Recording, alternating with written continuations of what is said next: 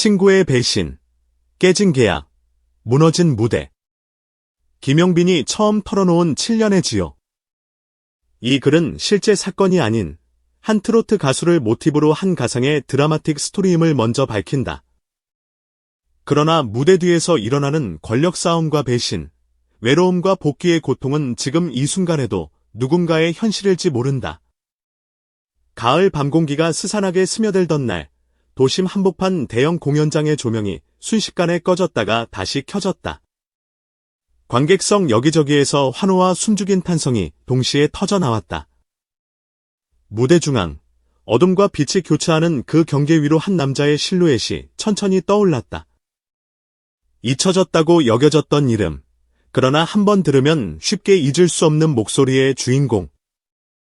7년 전 모든 방송과 무대에서 SP처럼 사라져버렸던 가수, 김용빈이었다. 그가 마지막으로 대형 무대에 섰던 날을 기억하는 사람들에게 그 순간은 마치 멈췄던 시계가 다시 움직이기 시작하는 듯한 충격이었다. 수백만 팬들이 화면 너머와 객석에서 동시에 숨을 삼켰다. 그리고 그가 첫 마디를 꺼내기도 전에 누군가는 이미 눈물을 훔치고 있었다. 그러나 이번 복권은 모두가 기대하던 화려한 컴백쇼가 아니었다.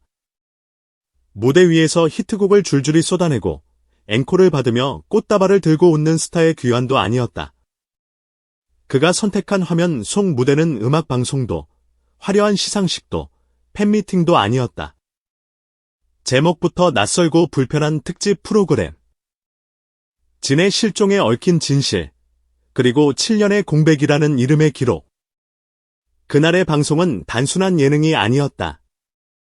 누군가의 인생을 해부하는 칼날 같은 조명 아래 그가 처음으로 자신의 지옥을 말하기로 결심한 밤이었다. 카메라가 클로즈업을 당기자 세월의 흔적이 살짝 묻어나는 그의 눈가와 인매가 화면을 가득 채웠다.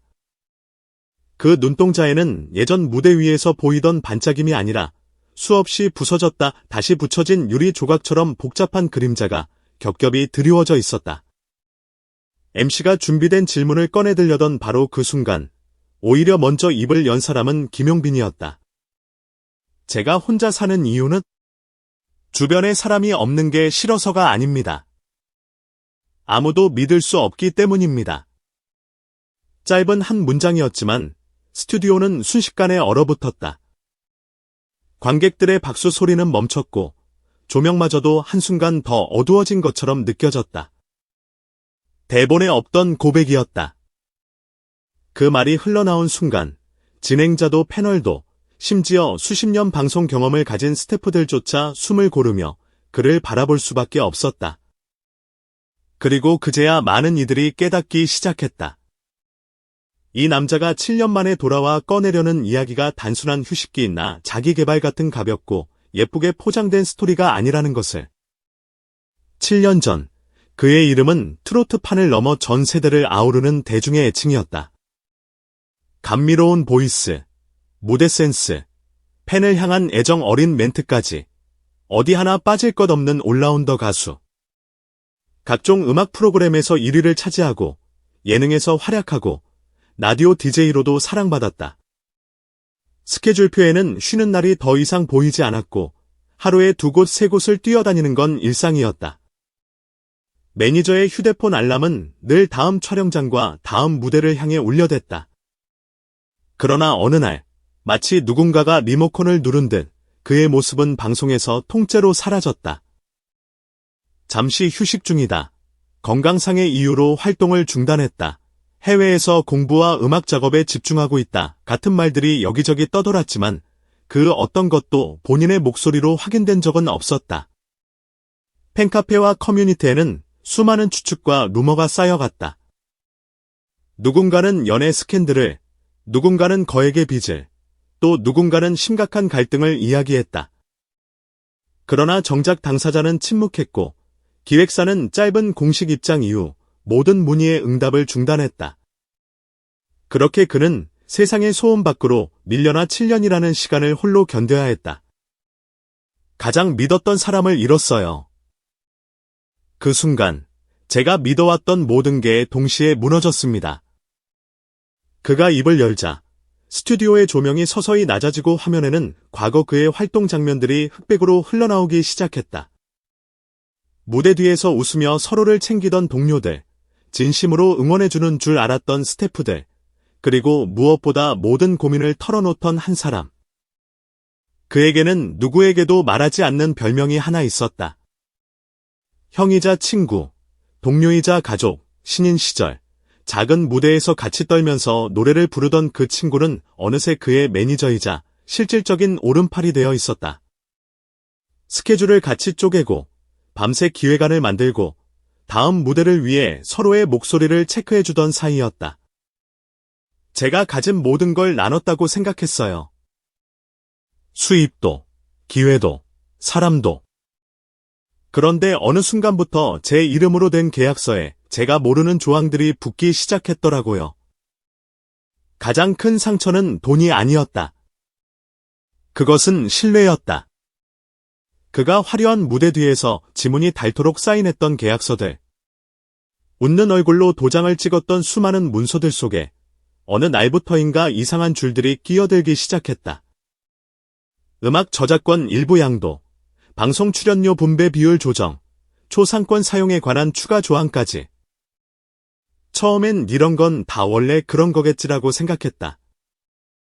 하지만 시간이 지날수록 생기는 의문점을 물어볼 때마다 돌아오는 대답은 늘 같았다. 형, 이건 다 형을 위해 하는 거예요. 그냥 믿어요. 형은 노래만 잘하면 돼요. 그 말을 가장 먼저 믿었던 사람은 누구보다도 김용빈 자신이었다. 그러나 어느 날 우연처럼 찾아온 진실의 조각이 그의 세계를 가차없이 뚫어버렸다. 오래 알고 지내던 작곡가 한 명이 술자리에서 던진 짧은 한마디. 너, 이번 신곡 저작권 너 걸로 안 돼 있는 거 알지? 처음엔 농담인 줄 알았다. 하지만 며칠 후 법률 전문가를 통해 확인한 계약서의 내용은 충격 그 자체였다. 그가 자신의 피와 땀으로 만든 음악들의 권리가 이미 몇 년 전부터 조용히 다른 이름들 사이로 분산되어 있었던 것이다.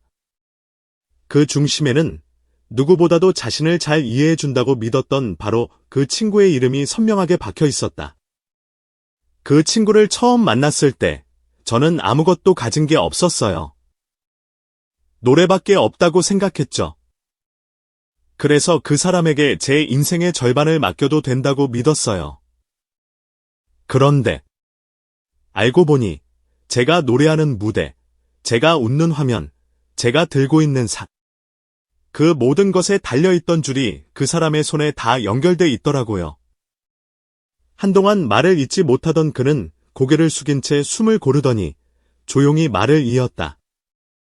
계약은 종이가 아니라 족쇄가 되어 있었고 무대는 꿈이 아니라 감옥이 되어 있었어요. 그가 전성기를 달리던 시절 국내 최고라 불리는 대형 기획사와의 협업이 성사되었다. 사람들은 그에게 축하를 건넸고 언론은 대세의 선택, 이제는 진짜 전성기라는 제목의 기사들을 쏟아냈다. 처음 몇 달은 모든 것이 완벽해 보였다. 광고가 늘어나고 방송 출연이 더 빽빽해지고 해외 공연 제안까지 빗발쳤다. 그러나 그 화려한 포장지의 안쪽에서 서서히 썩어 들어가던 현실을 그는 너무 늦게 보게 되었다. 무대 위에서 웃고 있을 때 그의 계좌에는 생각보다 적은 액수가 찍혀 있었고 그의 이름으로 불리는 공연의 수익 구조에는 듣도 보도 못한 여러 회사와 개인의 이름이 섞여 있었다. 질문을 던질 때마다 돌아온 것은 친절한 설명이 아니라 은근한 압박과 피곤한 한숨이었다.